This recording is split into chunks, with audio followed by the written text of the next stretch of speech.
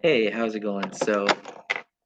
I had just heard, well, I was on a forum where we were talking about, somebody brought up the topic of who uses load truck. And I talked about how I use it, like if I'm casing a new route and I'm trying to find out where I'm going to case a spur, I might scan it to help me figure out where it goes. Or, if I'm trying to put my parcels in order or write them on my sheet and I'm trying to figure out where that goes, I might scan it with load truck for that. But then I saw, I was reading some other people's posts, and I found somebody who had an interesting way of marking parcels, and they had said that it takes them 5 minutes to mark. It took them 5 minutes to mark 130 parcels, and I was like, how can you possibly um, mark 130 parcels in 5 minutes? That seems crazy because when I used to mark parcels, I'd grab like two of them, walk over to the case, look at the address, try to find it, put the marker down, and then I'd maybe write on the thing to put it like section one and whatever. But it took a while, I when I marked parcels, it took a while. Never 5 minutes for 130 parcels. So I was ready to call BS on that. But then they explained their method. And I thought it was interesting. So I thought I'd share it with you now. I'm not saying do this. There are some pitfalls to it, but it's interesting. I think some of you might find it useful. And also be interested to know who does their stuff like this. So here we go, using load truck and package lookahead to mark parcels. So this is kind of what they do. All right, so here we go. So first they start out by using load truck. They wheel the packages out to the vehicle and then they scan them with the load truck function.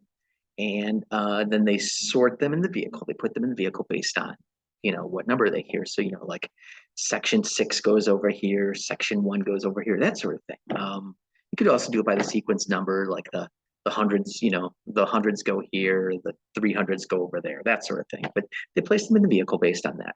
How much arranging you do, how much you put in order, kind of depends how much you have and how big your vehicle is. But that's what they do. And then you deal with the ones that don't scan, because some things don't have a scan bar. Um, some of them just simply won't scan it's too damaged. So you just deal with those, maybe write them down or just do something special with them, the ones that don't work, right?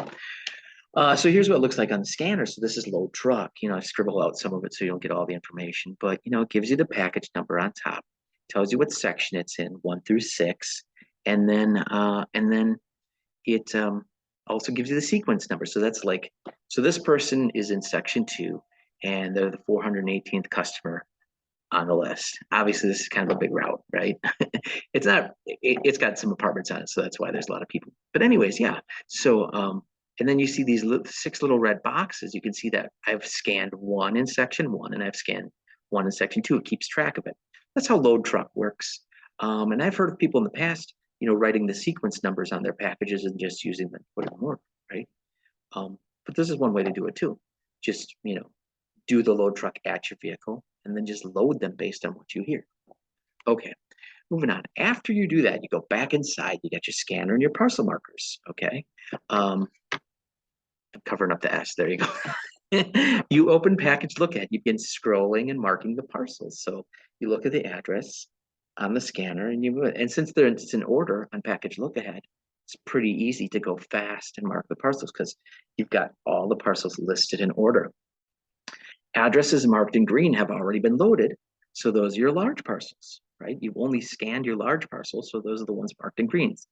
The red ones are your spurs, so you can mark them if you wanted to, just depending on how you're dealing with your spurs. Now that you're done marking, then you go back and you deal with your spurs. Now this person uses load truck to, they put out 6 trays and they use load truck to sort through their spurs and then put them in order that way, okay? But deal with your spurs however you do. I case mine. You do whatever you got to do, right, with your spurs. But anyways, that's the method. Okay. So again, you use load truck, and then because of load truck, here, let me show you a picture of it. See, I don't know if you can see that, but the very first address, there's a little green dot in front of it because that one has already been loaded. So you had scanned it for load truck. The red ones, the little red X's, those have not been scanned. Those have not been scanned. So they're not loaded. So if you're doing this method and everything's working properly, The ones that are green are going to be your large ones. The ones that are red are going to be your spurs. Okay.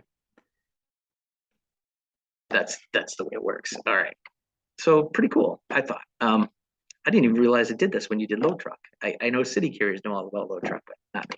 Okay, but anyways, possible pitfalls. So, the clerk may have thrown a package to another route. So it's going to show up on package look ahead. But if it's sitting in somebody else's hamper, so that could be a problem out on the road. You may have packages that aren't in package look ahead. So somehow the computer might have made a mistake.